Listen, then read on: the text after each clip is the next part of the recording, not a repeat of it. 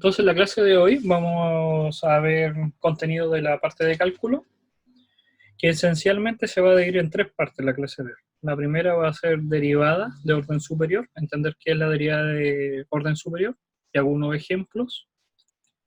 Como segunda parte vamos a hacer razón de cambio, que este es el fuerte del curso. Esto es lo más importante que uno puede entender de Mate 1, porque aplica todo. Y el que dice si entendiste o no entendiste es derivar. Y algunos ejercicios propuestos. Entonces, la primera parte era derivada de orden superior. ¿Qué es lo que pasa? Que hasta ahora, voy a escribir acá, nosotros sabemos derivar. Entendemos que tengo una función x y yo la puedo derivar. Y para eso la describo de esta forma. Tengo que recordar que si la función tiene variable x, la puedo derivar respecto a x. Tengo que derivar respecto a la variable. También yo la puedo escribir como la derivada de y respecto a x. ¿Por qué? Porque yo ya sé que la función x es igual a y. Y de igual manera, yo puedo escribir como una tercera opción esto como un y'. Esta denotación de esta comilla que llevo acá me refiere que es la primera derivada, que lo estoy derivando respecto a su variable. Ahora, hoy lo que vamos a ver es que después que yo derive, nos estamos dando cuenta que muchas veces sigo teniendo una función. Ejemplo, la x cubo, si yo lo hago derivo, obtengo 3x cuadrado. Pero esta es una función. Y a esa función la puedo volver a derivar.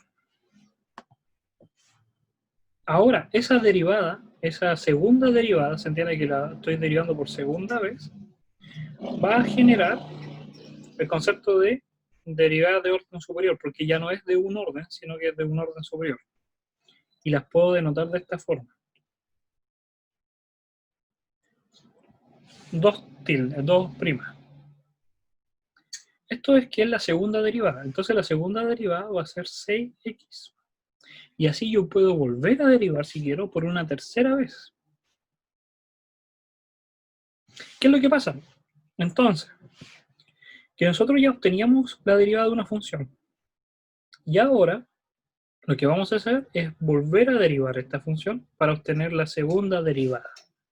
A estas derivadas se le llaman las derivadas de orden superior, porque es más de uno. En la segunda, en la tercera y en la cuarta. Pero las funciones no todas se derivan infinitamente. Ejemplo, el x cubo. Si el x cubo yo lo derivo, obtengo 3x cuadrado. Si la vuelvo a derivar, obtengo 6x. Si la vuelvo a derivar, obtengo 6. Y si la vuelvo a derivar, obtengo 0. Ya que recuerden que la derivada de una constante es 0. Y así voy a obtener 0 siempre. Porque el 0 es una constante. Entonces, esto pasa siempre con los polinomios. Los polinomios se pueden derivar tantas veces depende del grado. Que es de grado 3, no se puede derivar una vez, 2 veces y hasta 3 veces. Puedo seguir derivando cuarta y quinta, pero ya no tiene sentido, porque el resto me va a dar 0. También hemos visto funciones que son periódicas. Está el caso de la exponencial, que si derivo una vez sigue dando la misma exponencial. Entonces, por lo tanto, todas las derivadas van a dar exactamente lo mismo, infinito, puedo derivar infinitas veces. O las funciones trigonométricas, que son semiperiódicas, por decirlo de alguna forma. Porque al derivarlas no obtengo seno, pero sigo obteniendo una función trigonométrica. Aparece otra función trigonométrica, y después, en algún cierto periodo de la derivada, vuelve a aparecer la función original. Por eso yo le llamo como semiperiódica, porque tengo que derivar muchas veces una cierta cantidad de pasos, de derivadas, para obtener la misma función. También está el logarítmico, y así. Y entonces en esta clase solamente lo vamos a preocupar de eso, de derivar muchas veces una función. No se hace tan complicado, porque ya entendemos lo que es derivar. Ya hemos visto la derivada de un logaritmo, ya hemos visto la derivada de una exponencial, ya hemos visto las de los polinomios. Entonces, los más generales ya los hemos visto todos. Ahora tenemos que aplicar.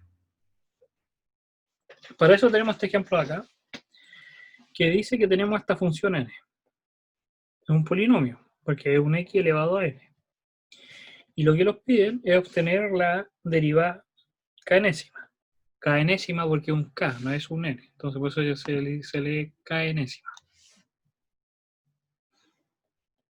Ahora, la primera derivada se pone con una tilde. La segunda derivada se pone con 2 tildes. La tercera derivada se pone con 3 tildes. Y la cuarta derivada, en lo personal, yo pongo números romanos para denotar que es la cuarta derivada, la quinta, la sexta. Son muy raras, pero en algunos libros igual ponen 1, el 2, el 3, el 4, pero son muy raros. Lo más normal es que estén en romanos, por la duda de qué pasaría si lo hago en cuarta, en quinta. En la realidad, uno muy rara vez va a hacer derivadas de más de 3 o 4. ¿Por qué? Todos los fenómenos físicos, hasta el día de hoy, que ecuaciones y teoremas y todo lo que se ha descubierto, son ecuaciones a lo más de segundo grado. ¿Qué significa segundo grado? Que son ecuaciones que tienen segunda derivada. Dentro de la ecuación nosotros sabemos, ya hemos trabajado con funciones con variables, pero vamos a después, más adelante, a trabajar con derivadas. Función de la segunda derivada por x más la primera derivada más x igual 0. Entonces a esto se le llama ecuación de segundo grado porque la derivada está en segundo grado. Y todos los fenómenos físicos, eso quiere decir que si estudian en electrónica, van a tener estudiar las funciones de las señales, son funciones de segundo grado. Si van a estudiar química, temperatura y procesos químicos, son ecuaciones de segundo grado. Si es mecánica, torsión y deformación de objetos, son ecuaciones de segundo grado. Toda la física está a lo más en función de ecuación diferencial de segundo grado. Por eso es muy raro ver cuarta y quinta, pero teóricamente en matemáticas sí podemos hacerlo. Las matemáticas más abstractas. Ahora, ¿cómo hacemos este problema? Como lo dicen calcular el FK, tenemos que encontrar un patrón para la primera derivada. Ya sabemos que es, si derivo por segunda vez, voy a obtener esto. Si derivo por tercera vez, voy a obtener esto. Este es un 2. Y así sucesivamente. Lo primero que tenemos que ver es que hay un patrón. Siempre va a haber un patrón, siempre que le dicen como calcular el enésimo. ¿Se acuerdan cuando veíamos inducción matemática? Es que hay una serie y hay un patrón. Y hay que observarlo y encontrarlo. Entonces pasa de un n, después un n menos 1, después un n por un n menos 1 y un n menos 2. ¿Eso a qué se parece? ¿O a qué pertenece? ¿O dónde lo hemos visto anteriormente? O la multiplicación del número por el antecesor. Factoriales. Los factoriales. ¿El factorial qué es? El factorial es el número por el antecesor, por el subsiguiente y así sucesivamente, hasta llegar a 1. Pero nosotros tenemos estos primeros 3 términos, para el caso del n igual 3. Porque así estamos pensando para estos 3 términos. Si yo despejo esos 3 términos, me quedaría esto. ¿Sí o no? Este término que está acá abajo en el denominador es un factorial de nuevo, pero no es cualquier factorial, es el factorial de n-3.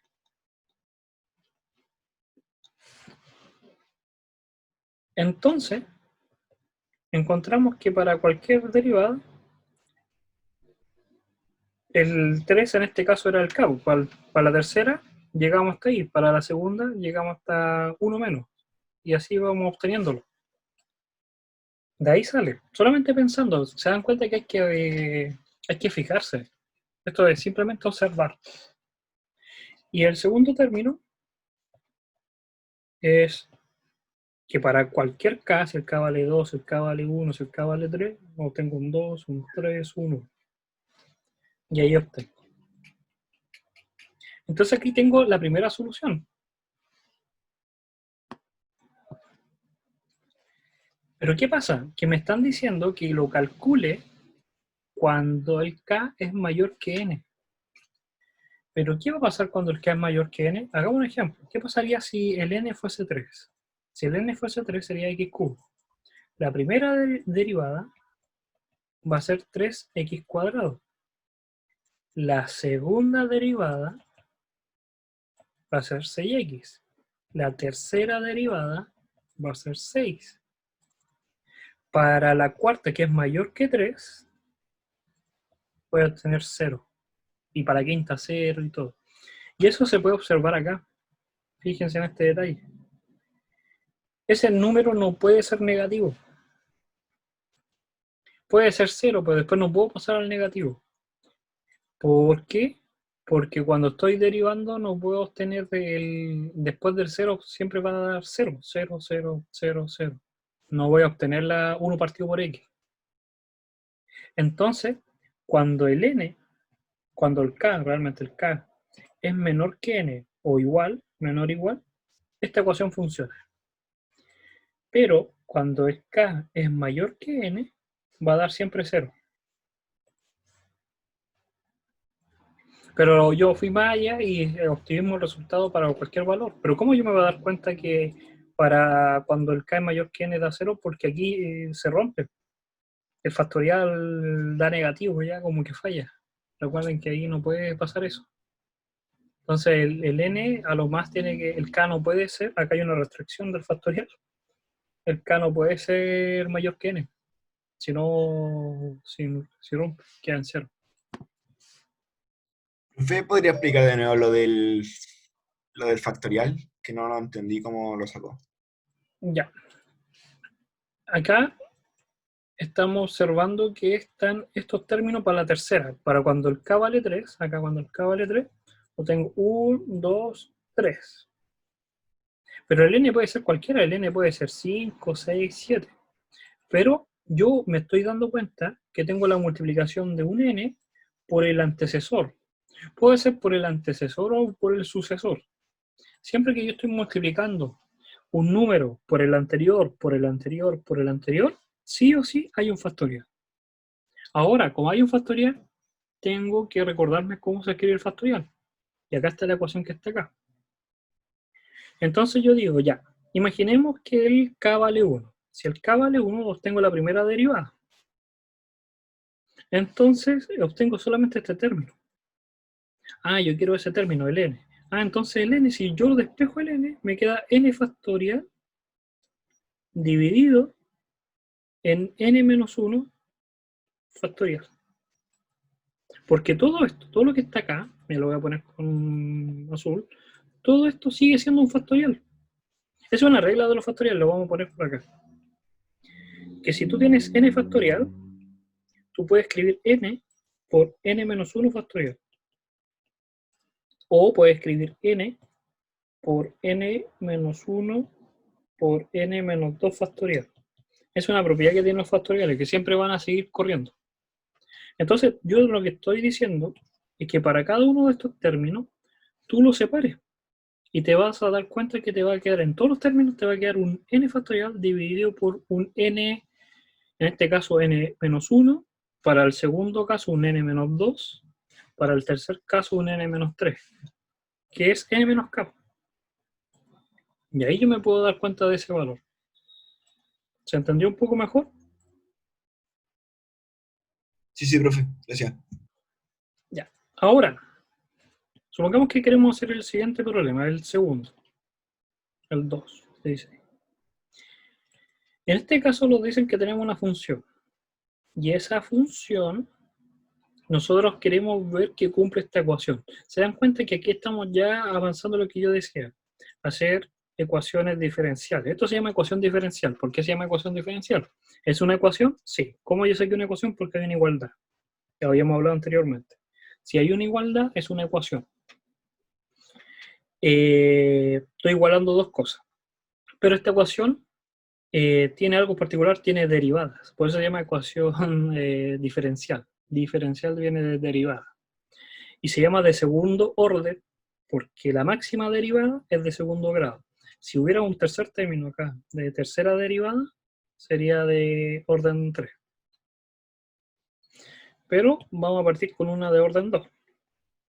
Entonces tenemos que aplicar exactamente lo mismo. En los cursos anteriores, en las clases anteriores, nosotros teníamos un polinomio y nos preguntaban qué valor de x cumple eso.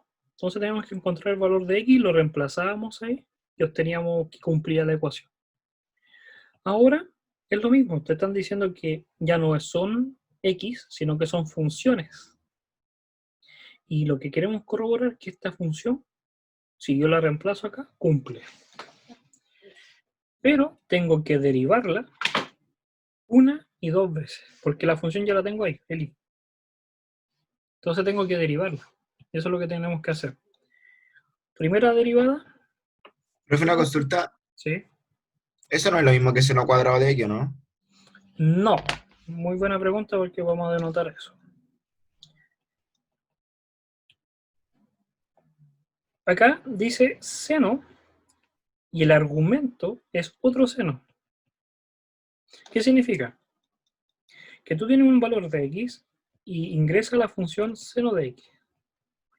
Y esa función seno de x entra a otra función más grande que es la función seno de x.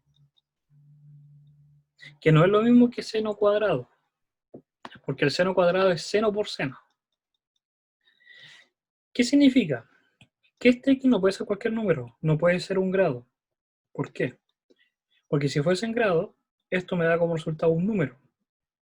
Y si partí con un grado y termino con un número, este seno no me puede pedir números, tienen que ser grados. Entonces colapsa. Esa es la desventaja que tienen los grados. Por eso se ocupan radianes, porque el 2pi es un número, es 6, y algo. Me va a dar un número y la función puede seguir trabajando con un número. Velo como esta forma, mira. Con un ejemplo, para que entendamos mejor que no es lo mismo. La función seno de x cuadrado más 3. Eso. Eso no es seno por seno de x por x cuadrado más 3. Se nota inmediatamente que son dos funciones distintas. El problema es que ahora tengo seno puede ser seno por coseno de x. Y en el caso que tenemos es seno de x, que tiende a confundirse uno. Pero no, son funciones compuestas. Es como cuando hacíamos la función f y hacíamos la función g y hacíamos la función foc. Eso es una función compuesta, que dentro de una hay otra. Entonces, si hay una función dentro de otra, al derivarla sigue una cierta regla. La derivada es la siguiente.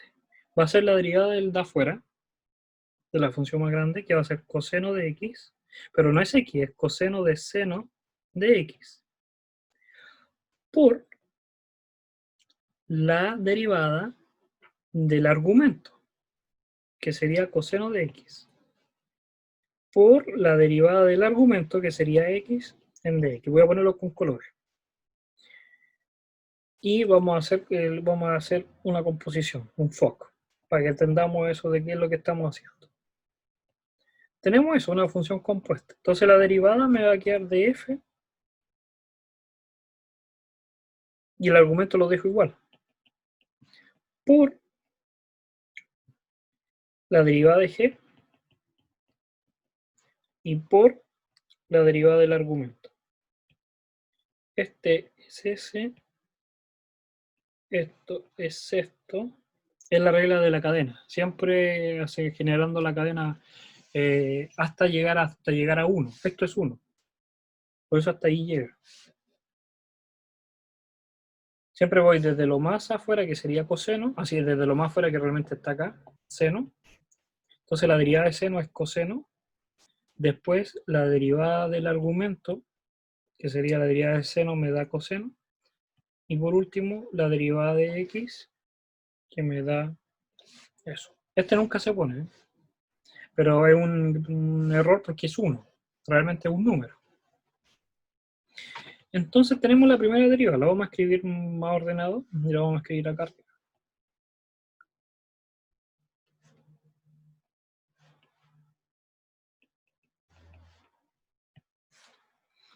Entonces la primera derivada me va a quedar coseno de seno de x. También uno podría darse cuenta que en una multiplicación, porque si fuese multiplicación tendría que ser así, aunque fuese el paréntesis. Tiene que haber un x y no hay variable, entonces la variable es la función seno. Por coseno de x y el 1 que no se pone. Ahora tengo esta nueva función y obtengo la segunda deriva, tengo que sacarla. Pero ahora la diferencia es que hay dos. Está esta y esta se está multiplicando a coseno. Entonces, como es una multiplicación, tengo que hacer la regla de la multiplicación. La derivada del primero por el segundo más el primero por la derivada del segundo. La regla de la multiplicación de la multiplicación.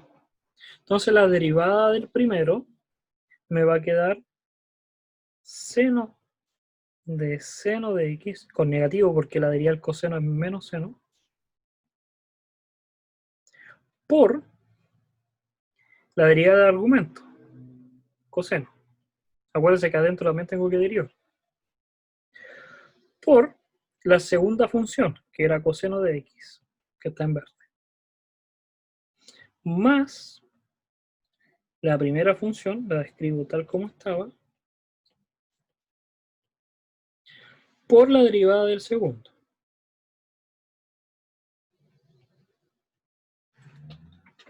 Y ahí está.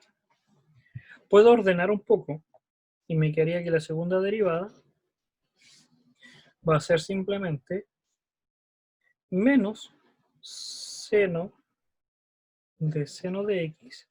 Y ahora sí es un coseno cuadrado, porque se están multiplicando, se están ahí en un punto. Menos, porque ese más, con este menos hace menos, coseno de x por seno de x.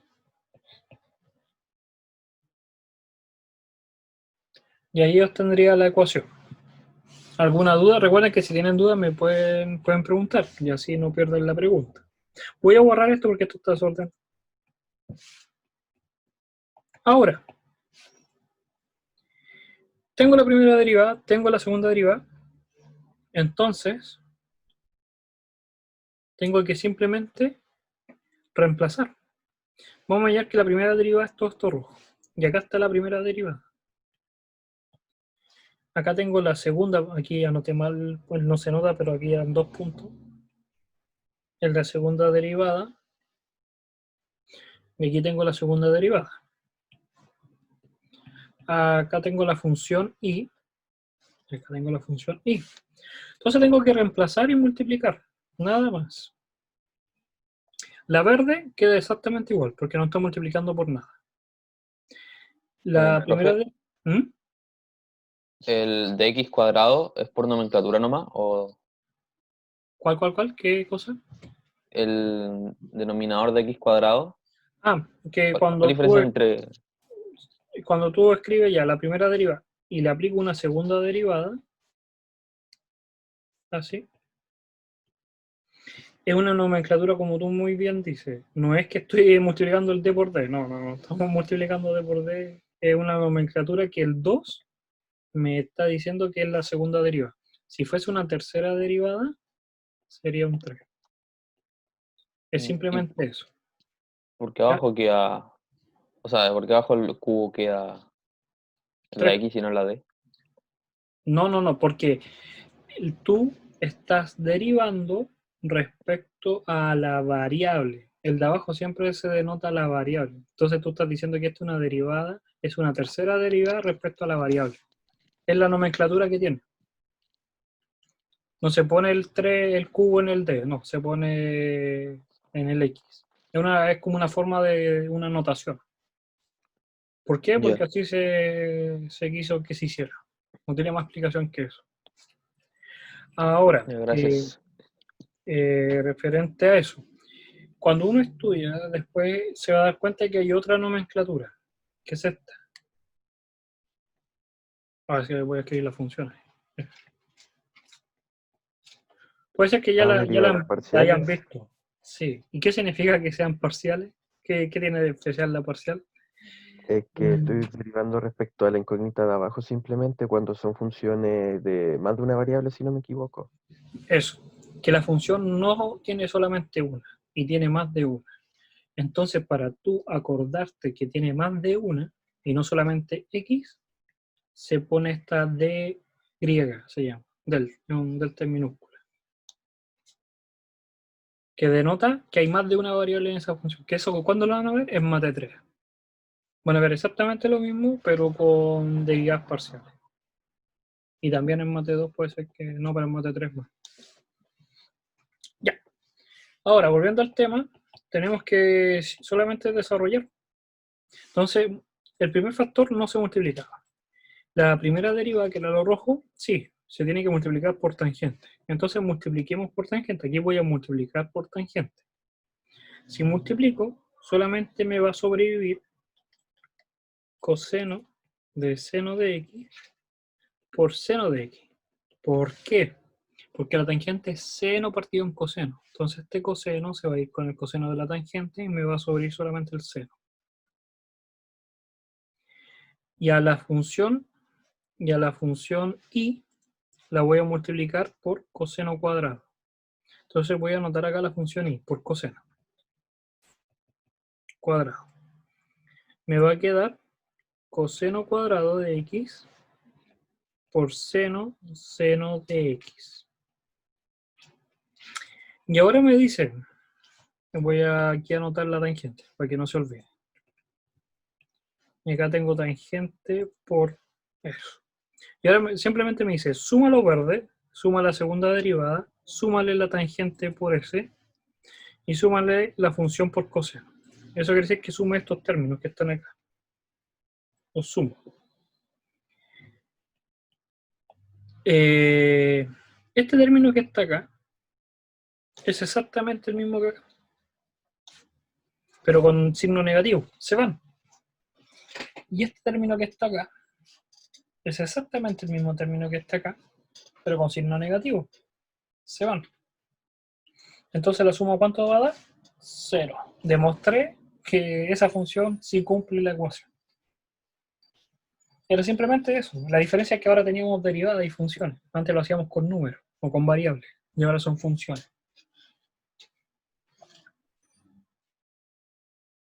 Otra más. Acá exactamente lo mismo. La diferencia. ¿Puede ¿Sí? volver un poquito? Ahí. Que me perdí en la multiplicación de la tangente. Ya. Multiplica tangente por todo esto. ¿Qué es tangente? Es seno de x partido en coseno de x, ¿sí o no? Este coseno se va con este coseno, ¿o no? ¿Y qué te sobrevive? El seno, que está acá. Y esto queda igual. Sí, sí. Yo me perdí que en vez de multiplicarla por la primera derivada, la multipliqué por la segunda. Ah, ya. Ya. Entonces había que leer aquí, hay que recordarse de leer bien el orden de quién está multiplicando con quién. Ahora, encontramos estos valores. Esta segunda ecuación ahora. Dice que tenemos esta función que está acá, y un logaritmo. Entonces hay que recordarse un poco los logaritmos y los dicen que tenemos que encontrar el valor de alfa para que cumpla esta ecuación. Encontrar, porque el alfa puede ser cualquier número, puede ser 3, 2, 1, 5, y tenemos que encontrar ese valor para que la ecuación se cumpla. Entonces, nos damos cuenta que esta función tiene segunda derivada, primera derivada, entonces hay que derivar la función. La primera derivada de un logaritmo, se tienen que acordar que la regla del logaritmo y lo voy a poner bien especial, voy a poner con color por algo. Va a ser el logaritmo de la derivada de una función logarítmica, va a ser el argumento por así dividido por el argumento, por la derivada del argumento, por la regla de la cadena. Y en eso hay que tenerlo sumamente con cuidado. ¿Por qué? Porque cuando yo derive acá, me va a quedar x cuadrado más alfa cuadrado, pero tengo que multiplicar por la derivada del argumento, que sería el 2x. Y esa es la solución. Mucha gente se olvida de esa derivada. Profe, el alfa lo contamos como una constante, ¿eh? Ya, ahora es también una pregunta. ¿El alfa es constante o no es constante? Si yo acá pongo y', ¿qué estoy refiriéndome? A la derivada de y respecto a quién? A x. ¿Y qué habíamos dicho recién? Que esto me está denotando que hay una sola variable. ¿Cuál es la variable? X. Todo lo demás es constante. Y si es constante, es 0. Por eso, no es de las letras comunes como X, Y, Z. Y en este curso de matemática de Mate 1 es solamente de una variable. Entonces la única variable que tienes es X. O puede que cambie la letra, pero es una variable. Todo lo demás es constante. Y de otra forma también te lo recalca acá. Encontrar los valores. No te está diciendo que son muchas, no es el dominio, no es el recorrido. Es un conjunto, entonces son constantes, son ciertos valores. Puede ser 1, 2 o 3. Y los tienes que encontrar, decir cuánto vale ese número. Es un número, o 3 o 4, no es una variable. ¿Ya? Entonces vamos a borrar acá. Y aquí vamos a poner el 2x. Esa es la primera derivada. ¿Cómo se calcula la segunda derivada acá? Habría que hacer la regla de la fracción. El numerador, la derivada del numerador por el denominador, menos el numerador por la derivada del denominador, dividido por el denominador al cuadrado, que es la regla de la derivada de la fracción que ya lo sabemos.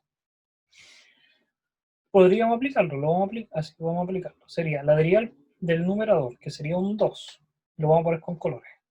Ahí. Y ahí. Entonces, es la derivada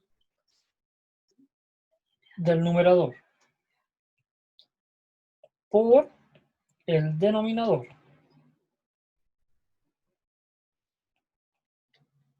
menos el numerador sin derivar por la derivada del denominador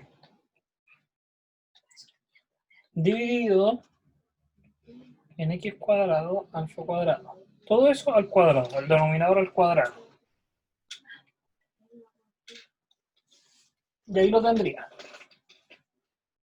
Todo el valor.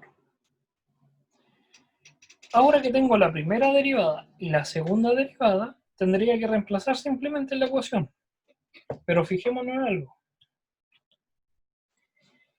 Este término, la segunda derivada, está multiplicado por este término. Y ese término es exactamente el denominador. Se van. Y solamente sobrevive el 2x cuadrado menos 4x cuadrado. Porque el denominador se va por el múltiplo. Después tengo la primera derivada multiplicada por este término, que es el denominador. Entonces sobrevive solamente el x, que está acá, por el 2x. El denominador se fue. Menos 8 igual 0. Tengo una función cuadrática y nosotros ya sabemos resolver funciones cuadráticas. Entonces, como sabemos resolver función cuadrática, podemos encontrar el valor de alfa. Eso no es nuevo, eso ya lo hemos hecho en la primera prueba. Entonces, podemos resolverlo. No me voy a centrar en cómo resolverlo, porque eso ya saben resolver ecuaciones cuadráticas. Y quiero centrarme en otra cosa, que es lo siguiente, el logaritmo.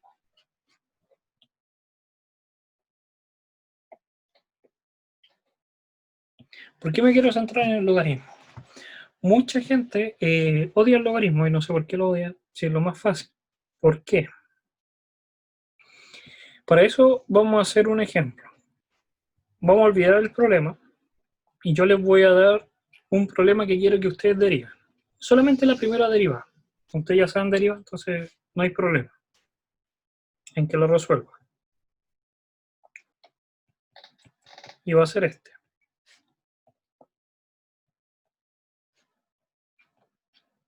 Ya no lo vamos a complicar tanto ahí. Vamos a poner x. Vamos a poner un x cuadrado más 5x. Y vamos a poner un x menos 2 a la 5. Qué bonito. Ahí está todo lo que hemos visto, así, ni siquiera la agregué exponencial en el logaritmo. Y yo lo que quiero es que me calculen la derivada de eso. ¿Cuál va a ser el problema? Así, además de que el problema se lo estoy dando, ¿qué es lo que les va a complicar?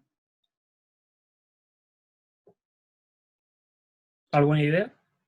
¿Dónde está la dificultad? Hay una a la quinta. Que además de que está la quinta aquí, es que cuando apliquemos la fracción, que va a ser la derivada del primero, hay una multiplicación. Entonces va a ser la derivada del primer término, que lo voy a poner acá con este verde, va a ser la derivada de s por el segundo, más la derivada del segundo por el primero, multiplicado todo eso por el denominador, menos la derivada del primer factor por el segundo, por la derivada del segundo por el primero, multiplicado por todo el numerador, y todo eso dividido por el denominador al cuadrado. Se puede hacer, pero es tedioso y es largo y lo más probable es que se equivoque. Estos tipos de ejercicios los tienen que hacer igual. Uno se conforma con hacer los que uno enseña en clase, que son los que son prefabricados, salen solos. Pero en las pruebas te ponen estos ejercicios para ver si has estudiado realmente, si realmente puedes resolver cualquier cosa. Esto es lo más probable que entre. Entonces, si yo te digo, derívalo una vez, derívalo 2 veces, se complica más la cosa. Entonces acá viene la moraleja, y es lo que yo decía, el logaritmo. Aplicar logaritmo en ambos lados. ¿Por qué? Yo no estoy complicando la cosa con el logaritmo. Lo que estoy haciendo es solucionar todo el problema que es el tamaño y la dificultad que tiene esta función con todos estos términos que están acá. ¿Por qué? Hay dos propiedades del logaritmo, o tres realmente, que son importantes. Primero, el logaritmo de a dividido en b. ¿Cuánto me da eso? El logaritmo de a menos el logaritmo de b, ¿sí o no? También está la propiedad del logaritmo de a por b, que es el logaritmo de a más el logaritmo de b. Y el último, que el logaritmo de a elevado a n es igual a n logaritmo de a. ¿Sí o no? Son las tres propiedades que por lo menos lo aprendimos del logaritmo. Entonces, yo puedo aplicar esas propiedades. Y lo que me va a quedar va a ser lo siguiente. Primero, este término está elevado a un medio. Entonces el un medio sale para afuera.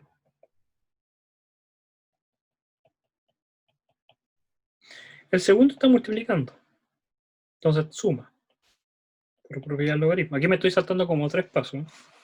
Aquí van a tener que practicar un poco ustedes. Menos, porque ahora estoy con el término de abajo. Y está en la parte del denominador. Entonces resta.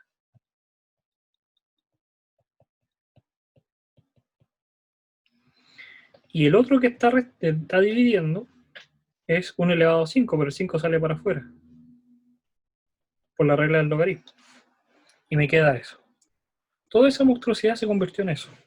Y acá sigo obteniendo logaritmo de i. Y ahora derivo. ¿Cuánto es la derivada del logaritmo de i? Es el argumento por la derivada. Igual, un medio por el argumento como denominador por la derivada, más el argumento como denominador por la derivada, menos el otro logaritmo, el tercer logaritmo, x cuadrado menos 5x por la derivada, menos 5, porque el 5 está afuera, x menos 2 por la derivada, que es 1. Y ahora obtengo el resultado. La derivada es i, paso este i para el otro lado, y el i yo lo conozco. El i era todo esto, lo copio, lo voy a copiar. El i yo sé que esto es i. Eso es i. Y está multiplicando a estos términos. Y lo escribo en 1/2. Pues una pregunta. ¿Sí? ¿Está dividido en i? Sí. Y si está dividido para el otro lado, ¿cómo pasa? Y ahí. Multiplicando. Por eso multipliqué. Porque este término que está acá, dividiendo, lo paso para el otro lado y por eso está multiplicando a todo este término. Y ahí tengo la solución. La ventaja es que está ordenado, porque encontré el factor común. Saqué todo el factor común para afuera. Y me queda acá diferenciado. Y lo puedo resolver.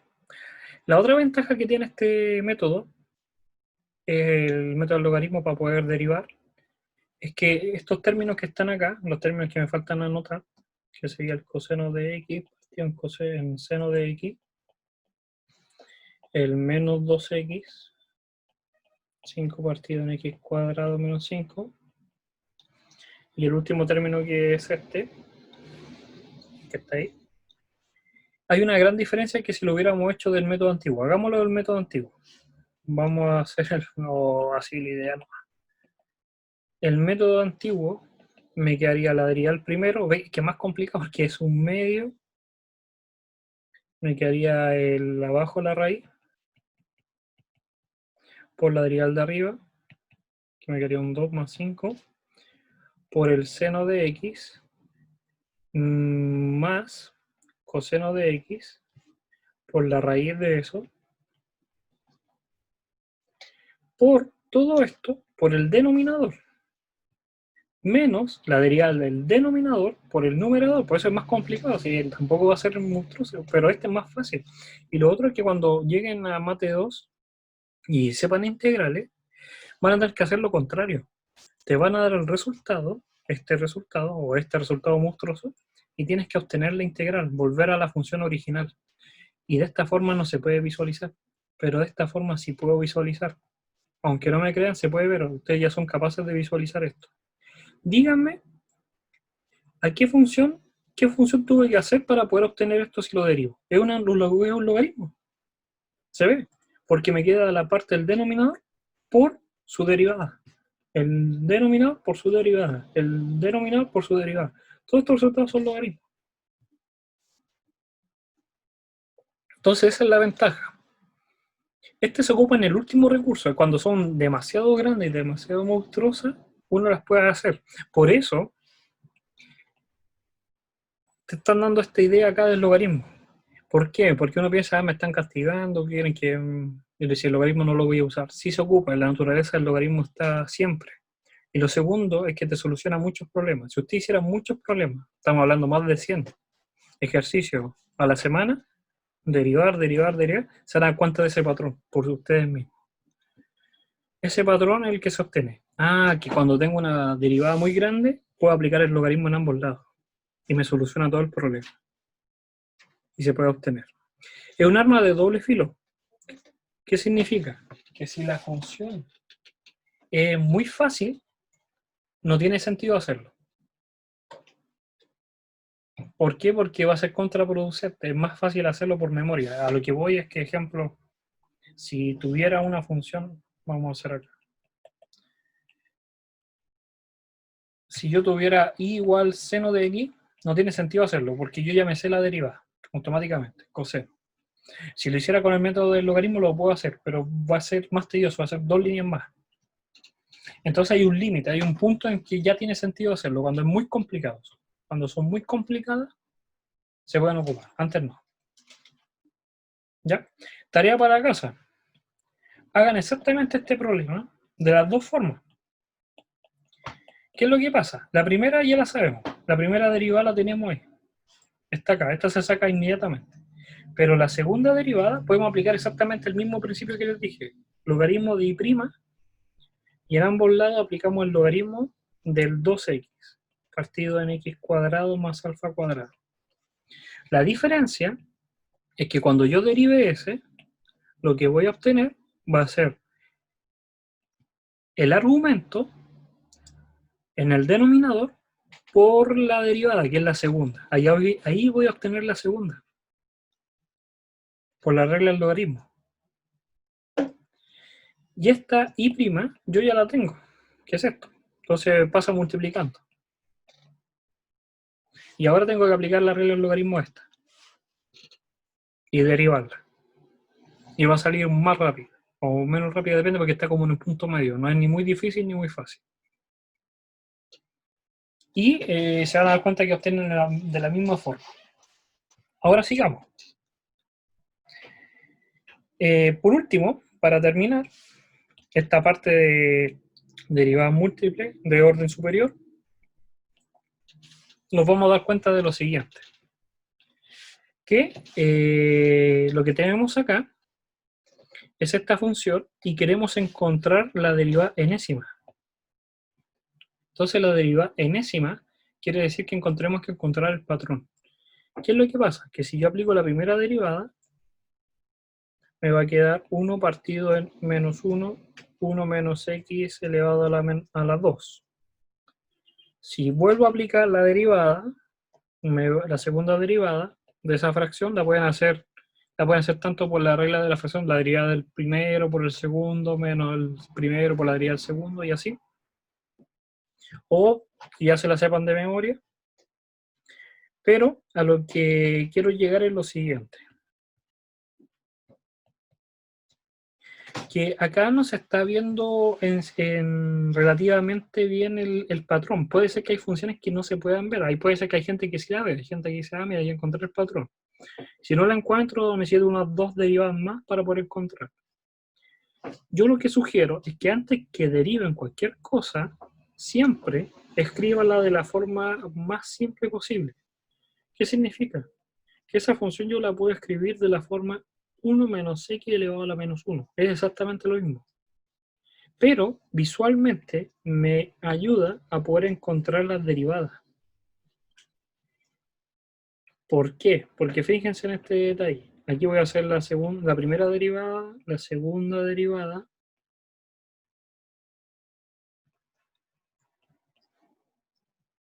Aquí me comí un 2, por si acaso. Me comí un 2. La tercera derivada. ¿Y qué patrón ven? ¿Qué términos aparecen ahí?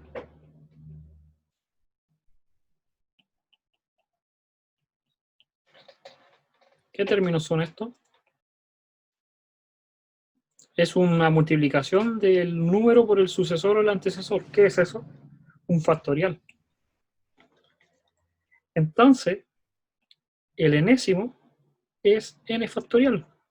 Pero va a depender de que si es una derivada impar en 1 o par, va a ser positivo o negativo.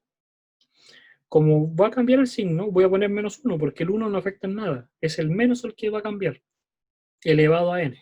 Si el n es par, va a dar positivo. Si el n es impar, la derivada impar va a dar negativo.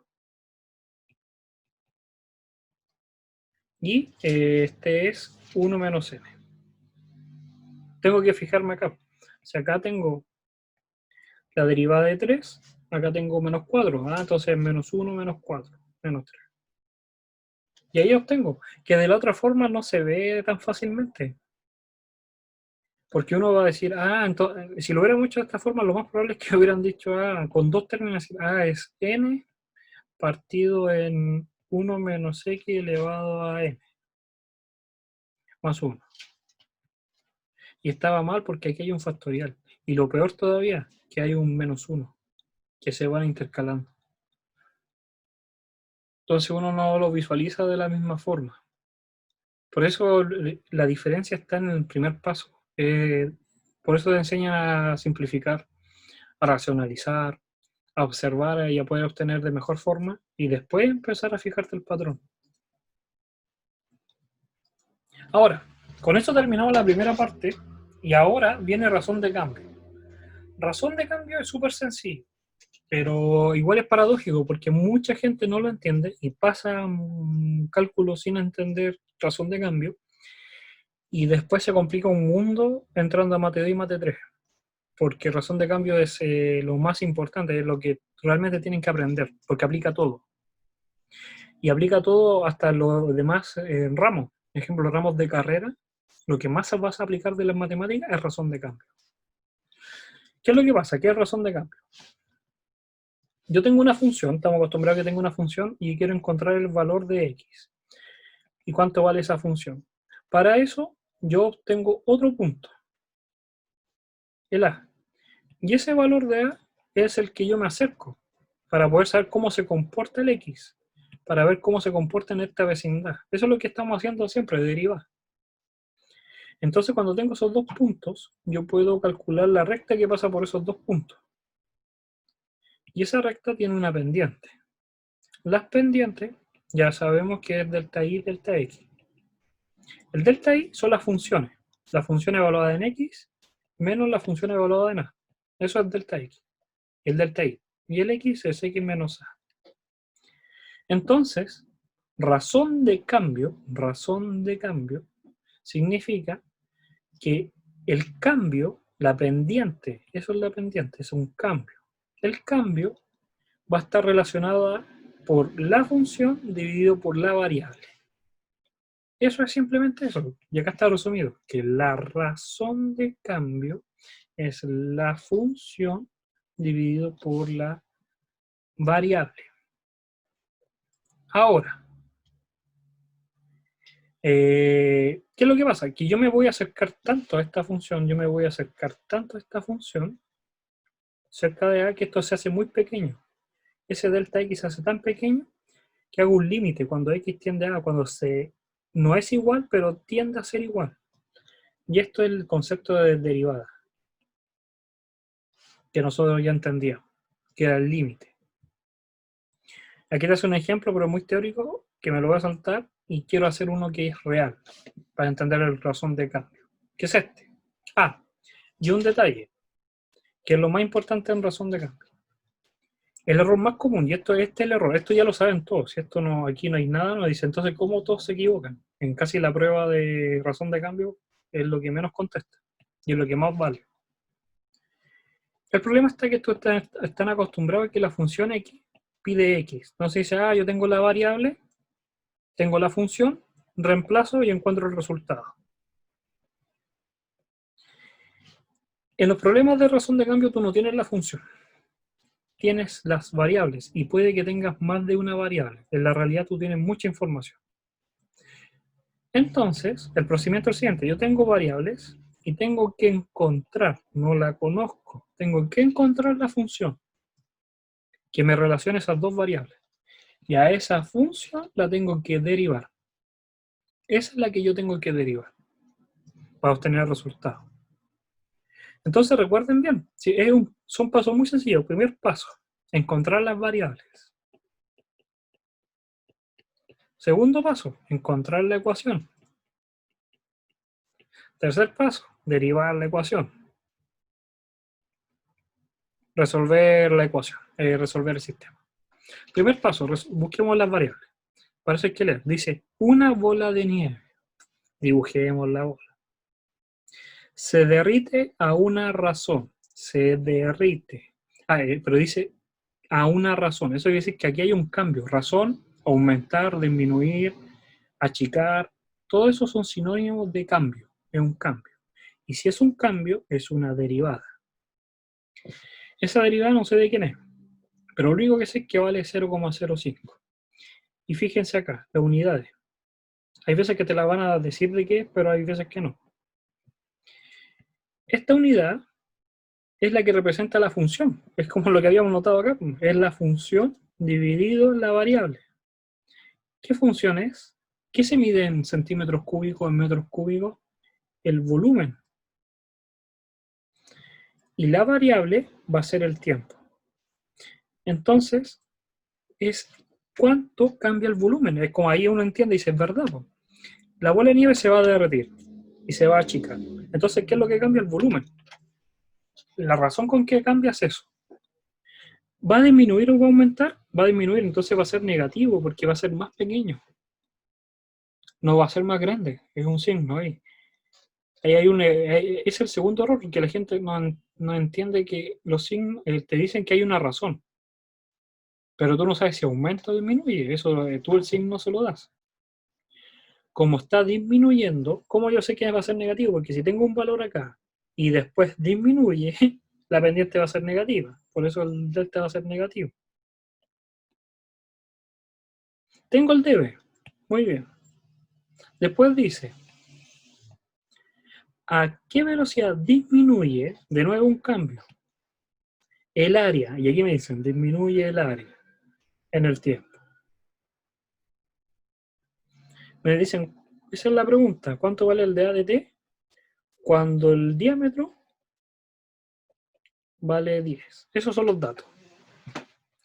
Tengo los datos. Tengo el volumen, tengo la pregunta y tengo el diámetro. El diámetro realmente lo voy a cambiar porque el radio. Se ocupa más el radio, que sería 5. La mitad del diámetro. ¿Qué función me relaciona el volumen y el área? En la esfera, porque tenemos una esfera. Tenemos que sabernos las ecuaciones.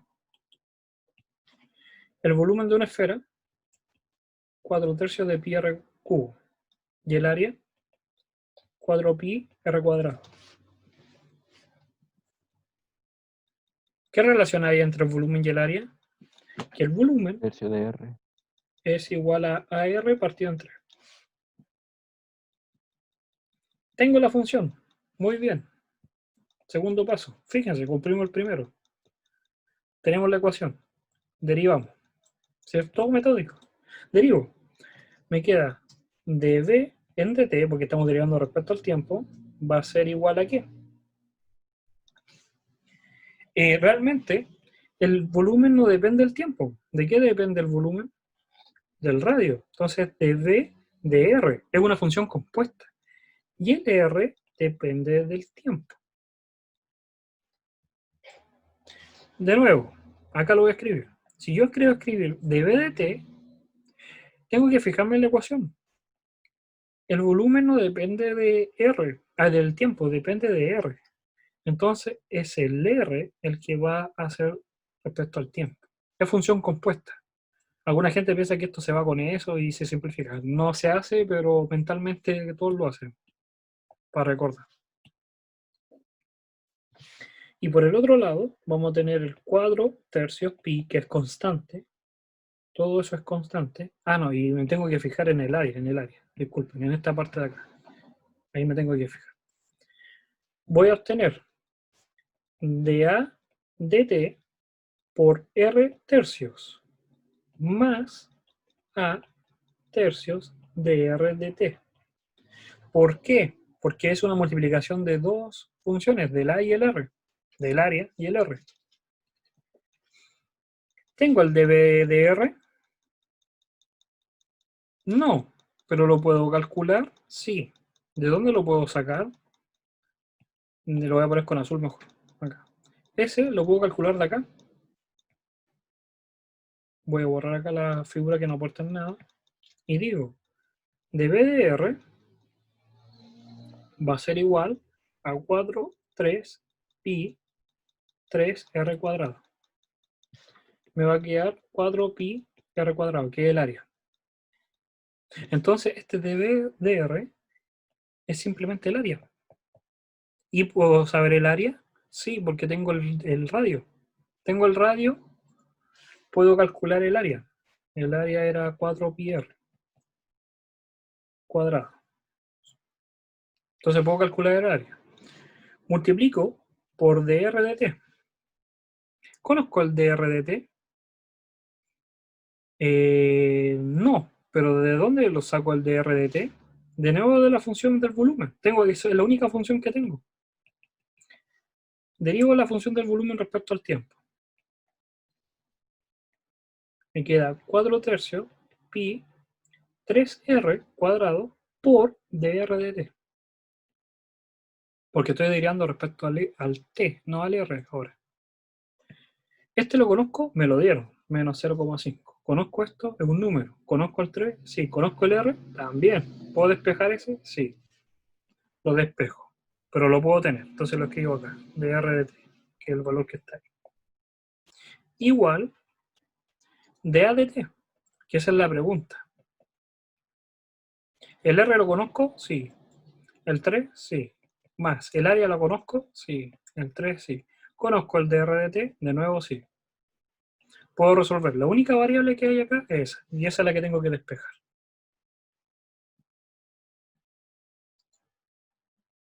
Entonces, el primer paso es la variable, la ecuación y la derivada. En la derivada está todo, pero hay que derivar simplemente esta ecuación. Es esto es lo que tengo que derivar. O derivo respecto a R, o derivo respecto a T, o derivo respecto a...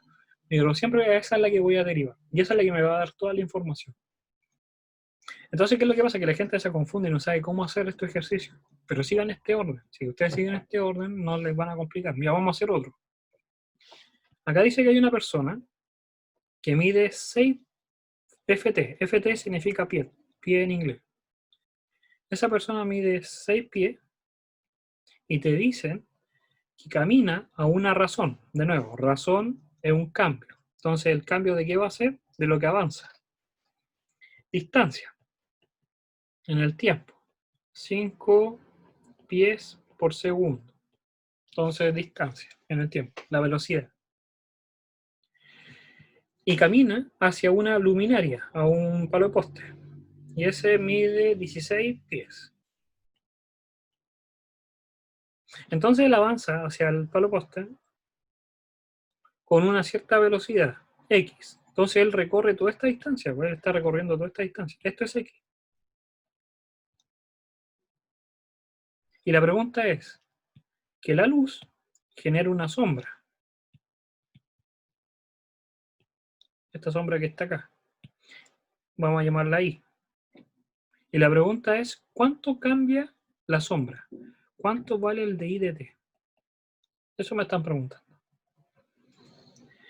¿Qué observan ahí en el dibujo? Siempre el observar te va a decir qué ecuación va a poder, más o menos te ayuda para la ecuación. ¿Qué observan? ¿Un cuadrado, una esfera? ¿Qué observan? Un triángulo. Realmente no es uno, son dos. Entonces, ahí está la idea, porque hay dos triángulos que son congruentes, tienen un ángulo en común. La otra información que yo puedo ver por el dibujo es que el triángulo más grande, el más grande que yo veo, yo puedo a todo esto llamarlo L. Y el L va a ser I más X. Y como es congruente, el L, el cateto opuesto partido por el, así imaginemos ya el cateto adyacente partido por el opuesto, va a ser igual al del pequeño. El I partido en 6. Y ahí tengo la ecuación. Esta es la ecuación que me relaciono todo. Me relaciono el L y el I. Porque puedo reemplazar. Me queda I más X partido en 16 y partido en 6. Y si derivo, obtengo el de X y obtengo el de Y. Y eso es todo. Entonces derivo. ¿Qué me va a quedar? Voy a usar el de abajo. Me va a quedar. Voy a usar la notación de los primos mejor, que es más fácil. Hay veces que conviene usar los primos. Voy a tener I' más X', porque estoy respecto al tiempo, partido en 16 igual a I' partido en 6. Y ahí tengo la ecuación.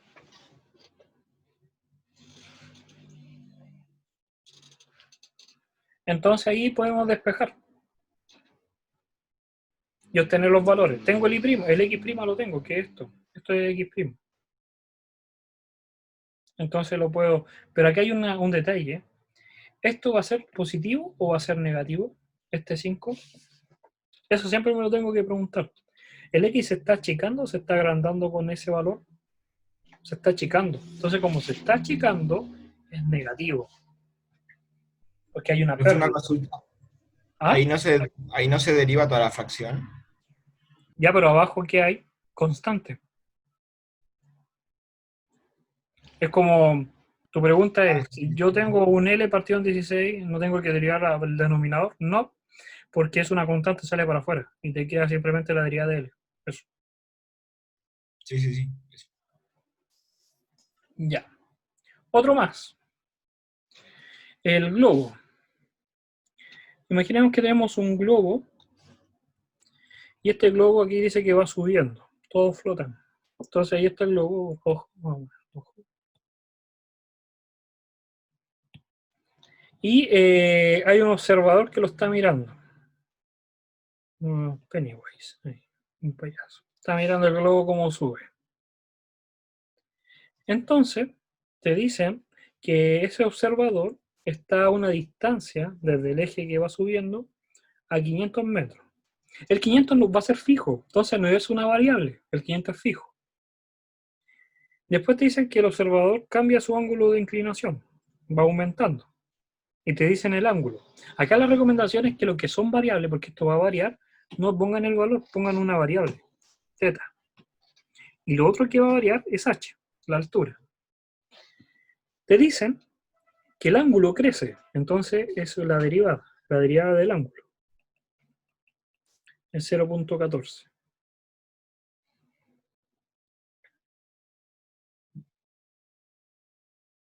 Y lo que te están preguntando es cuánto crece, qué tan rápido se eleva el globo, que es el dh de t. Entonces lo están preguntando el teta, los dan el teta, los preguntan el h, y tenemos que figura ahí acá un triángulo. ¿Qué función trigonométrica relaciona? Una trigonométrica, el seno, coseno, tangente, pero de las tres solamente uno lo sirve. La tangente, ¿por qué? Porque la tangente tiene el ángulo, o el seno también, o el coseno también. Pero es la única que me relaciona el h con los 500 que tengo. Ninguna más. El seno y el coseno tienen hipotenusa y yo no sé cuánto vale la hipotenusa. Si yo derivo esto, obtendría secante de teta por teta prima, por la derivada del argumento. Y al otro lado, h', 500. ¿Conozco el teta prima? Sí, pues, el de t. ¿Y va aumentando? Sí, por eso es positivo. ¿Conozco el secante de teta? Sí, porque el teta vale pi cuarto. ¿Conozco 500? Sí, despejo el h. Y ahí tengo la respuesta. Se dan cuenta que es todo, primero las variables. Ver qué tengo que me pide. Ver el dibujo, encontrar la ecuación y derivarla. Ahora, otro más. Si se dan cuenta ya como que pudieron agarrar el ritmo y ya se le hace más fácil lo de razón de cambio. Tenemos un triángulo, dice. Y disminuye, y dice, la altura del triángulo disminuye. Entonces dibujemos la altura. Y como está cambiando la altura, el de h de t. Y la razón son 2 centímetros partido en minuto. Es negativo. ¿Por qué es negativo? Porque está disminuyendo. Y me dicen, después me dan otro dato más, me dicen que el área también disminuye. El dA también disminuye, negativo. A una razón de centímetros cuadrados partido en minuto. Fíjense en las unidades, como que los recalcan eso. Al principio partíamos sin saber las unidades, sin saber a quién estamos derivando. Y yo les decía, observen las unidades. Y ahí se dan cuenta. Y los preguntan, ¿cuánto cambia la base? Entonces escribamos base. Y eso es lo que los preguntan. El dB dt. ¿Qué función me relaciona el h, el área y la base? El área. El área es la altura por la base dividido en 2. Si derivo, ¿qué voy a obtener? dh dt, el dA dt va a ser dh dt por b partido en 2. Esta función primero, más h medios por db dt. ¿Conozco el área? ¿El dA dt? Sí, vale menos 3.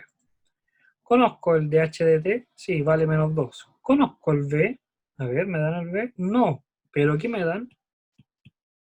Me dan la altura y me dan el área.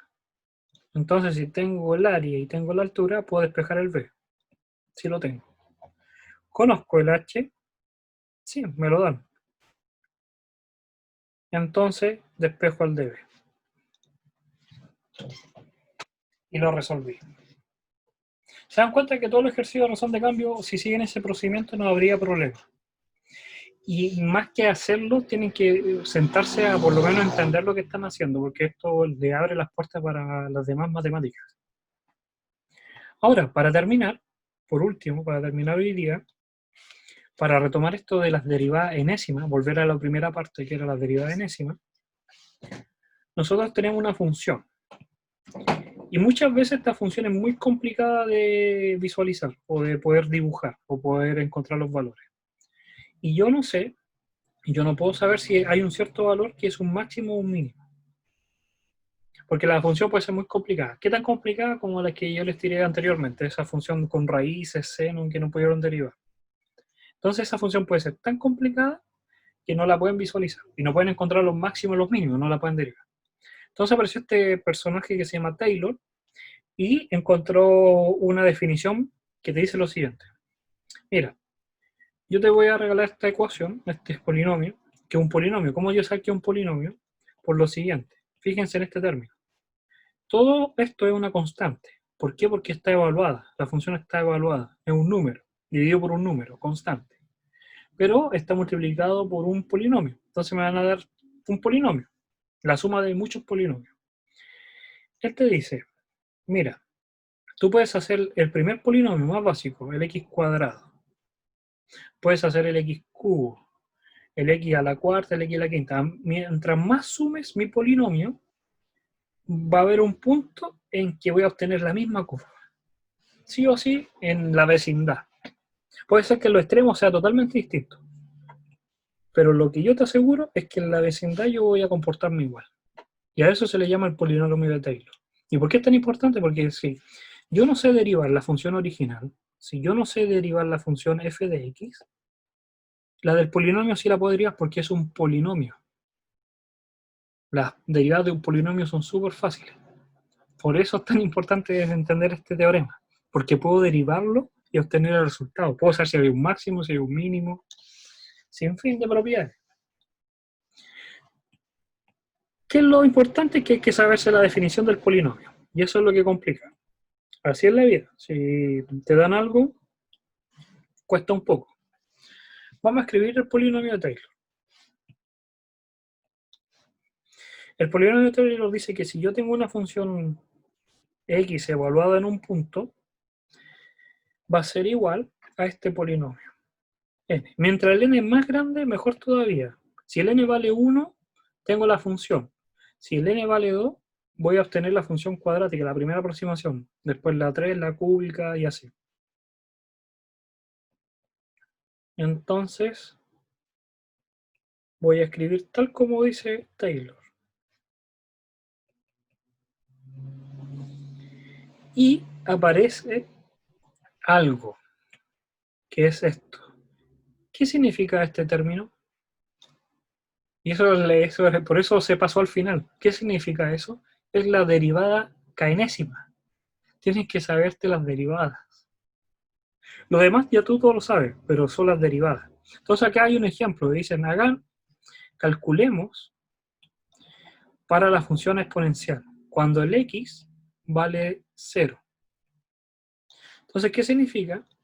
Que la función es la exponencial y yo quiero saber cuánto vale cuando la función vale 0. es obvio que vale 1. Uno puede observar esta función porque es muy simple, es la primera, la más básica, y da 1. Pero lo dice que lo demostremos por Taylor. Entonces, por Taylor, necesito saber la primera derivada, la segunda derivada, la tercera derivada, y así sucesivamente. Todas las derivadas dan exponencial. Y si yo las evalúo, porque acá las estoy evaluando, acá dice evalúa en A, no es en X, en A. ¿Y cuánto vale la? 0. Todas estas me van a dar 1, 1, 1. Entonces esta sumatoria, lo que me va a dar es un 1 arriba, siempre, para cualquiera. Y abajo voy a obtener un K. Ese K puede ser 1, 0, 1, 2, 3, hasta N. X menos A, que es 0. Entonces me queda X elevado acá. Y puedo escribir ese polinomio, porque lo puedo expandir. Me quedaría, para cuando vale 0, me daría 1, porque esto me da 1 y esto me da 1. Más X partido en 1, más X cuadrado partido en 2 factorial, más X cubo partido en 3 factorial. Y así sucesivamente. Entonces Taylor te dice que esta función se comporta, si yo la dibujo va a ser algo muy feo, pero esta función, si yo me acerco al 0, se comporta igual que la exponencial. Vamos a dibujarla mejor. Es como que yo tuviera el polinomio acá, y la función puede ser muy fea, porque el polinomio es muy raro, pero por acá se comporta igual que la exponencial. Si yo dibujara la exponencial, va a ser más o menos así. Eso me está diciendo, que cuando yo me acerco acá, se comporta igual. Y se comporta porque si vale 0, si el X vale 0, ¿cuánto me da el resultado? 1. Y eso funciona para cualquier función. Hagamos el siguiente caso, el del coseno. Ahí dice con coseno. Entonces tenemos la función coseno. El problema es que cuando yo derivo, no tengo la misma función ahora. Tengo menos seno. Si derivo por segunda, tengo menos coseno. Si derivo por tercera, obtengo seno. Y si derivo por cuarta, ahí recién obtengo la misma. Por eso yo en un momento les dije que las funciones trigonométricas son casi como semiperiódicas, no son reiterativas como la exponencial. Es como que tiene un comportamiento distinto. Como que en un cierto lapso, cada 4 derivadas obtengo el mismo patrón. Entonces, como tengo esta sumatoria de Taylor, esta sumatoria que estaba arriba, del factor K evaluado en A, que es 0, en este caso vamos a poner 0, K factorial del XK, porque tenemos que evaluarlo en 0, aquí lo dicen, evalúen en 0. Esta función no va a ser la misma para todos los valores de n. Son 4 funciones distintas. Entonces va a ser una sumatoria de 4 términos. Voy a escribirlo acá abajo. Va a ser una sumatoria de 4 términos. Cada uno de estos términos va a tener una función distinta. La primera va a ser un coseno de x, la otra va a ser un menos seno de x, la otra va a ser menos coseno de x, y la otra va a ser seno de x. Evaluada en 0, evaluada en 0, en 0, en 0 y en 0. ¿Qué es lo que va a diferenciar? Que es en 4 en 4, cada 4 derivadas, son paquetes de 4. Entonces aquí estoy sumando en paquetes de 4, entonces ya no es n. Es n partido en 4, es n partido en 4, es n partido en 4. Cada uno de estos aporta un cuarto de los datos. Aporta un cuarto de los términos. Y si le sumo los totales me dan n. Y cuando divide por k, ya no es k.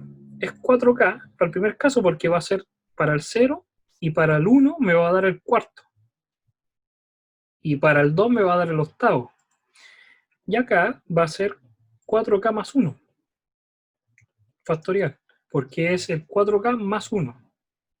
Después va a ser para el 2, va a ser 4, 1, 2, 3, 4, más 1, se lo va a saltar.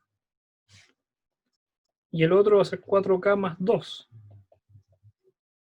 Y el último va a ser 4k más 3.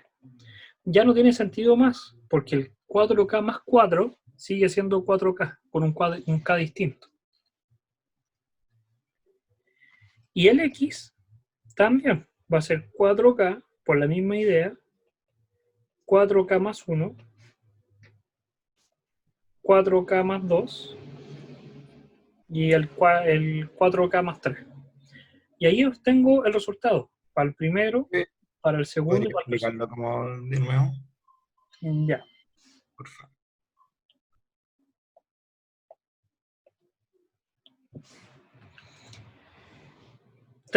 Primero tenemos que entender que esta función va cambiando, ¿sí o no? No es la misma. Eso es lo más importante. No es como la del exponencial, porque el exponencial daba lo mismo, entonces era una sola sumatoria. Pero acá la función cambia. Entonces, como cambia la función, seno, coseno, después tendría seno, tengo que fijarme hasta cuándo obtengo el mismo valor inicial, para ver hasta dónde está la periodicidad. Ahora, cuando yo hago este Taylor, que está acá, evaluado, voy a escribirlo acá, me tengo que fijar que esta función no es la misma para todos los casos. Para un caso va a ser coseno, para otro caso va a ser menos seno, para otro caso va a ser menos coseno, y para otro caso va a ser coseno. Si yo escribiera estos términos, lo que va a pasar va a ser lo siguiente. El primer término va a pertenecer al coseno. Después voy a sumar el segundo. Voy a poner acá voy a poner al tiro los colores para repetir. Déjenme colorear para explicar.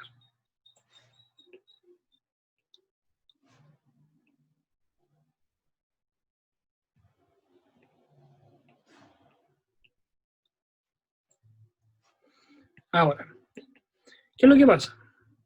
Miren, si yo evalúo para el primero, la primera función sin derivar, porque el K0 sin derivar, me da un coseno más un número, más un factor. El segundo va a ser menos seno. El tercero va a ser menos coseno. El cuarto término va a ser la función seno.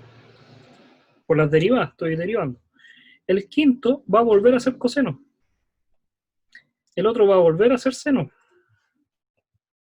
Y el otro va a ser coseno y el otro seno. Es periodicidad de 4.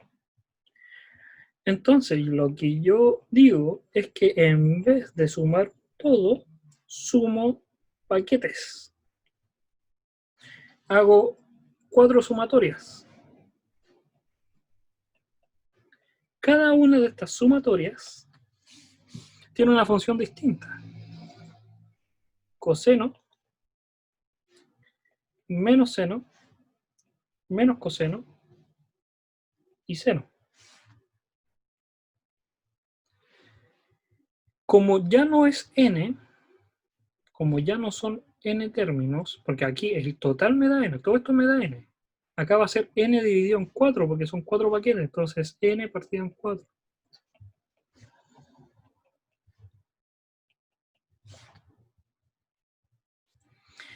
Y lo otro es que el k en todo va a valer de 0.